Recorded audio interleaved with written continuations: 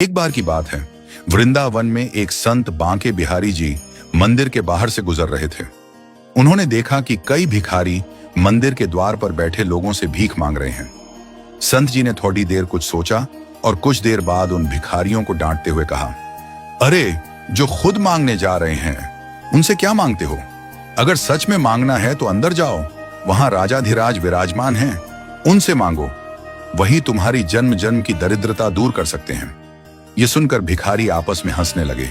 किसी ने मजाक उड़ाया, किसी ने ज्ञान देने की बात कही, लेकिन उन्हीं में से एक अंधा भिखारी जो कभी पढ़ा लिखा था और चेचक की वजह से अपनी आंखें खो चुका था, उसकी आत्मा इस वाणी से झंकृत हो उठी।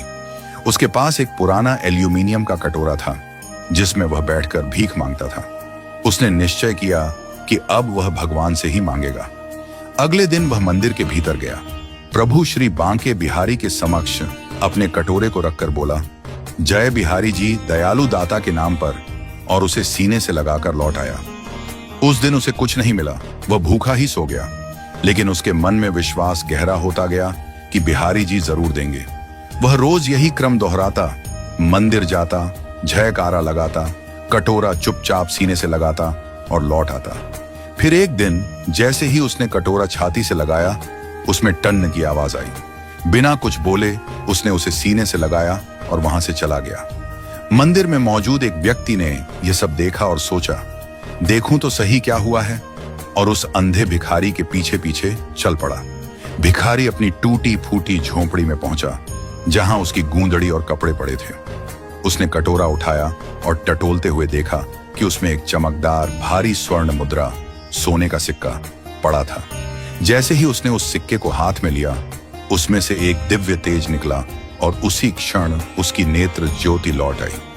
अंधेपन में डूबे वर्षों बाद जब उसने आंखें खोली तो उसकी दृष्टि में सबसे पहला दृश्य था श्री ठाकुर बांके बिहारी जी का साक्षात विग्रह, जो उस मुद्रा पर अंकित था।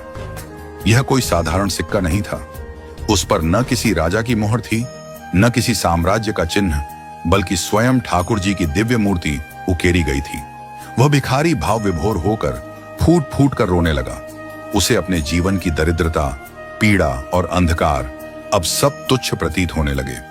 सिक्के को कटोरे में रखकर उसने छाती से लगाया और लगातार बोलता रहा, जय बिहारी जी की, जय दयालु दाता की।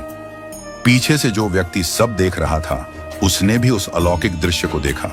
फिर एक और चमत्कार हुआ। उस भिखारी को देखा गया कि वह यमुना जी के ऊपर ऐसे चल रहा है जैसे जमीन पर हो। वह सीधे यमुना पार बेलवन की ओर चला गया और उसके बाद उसे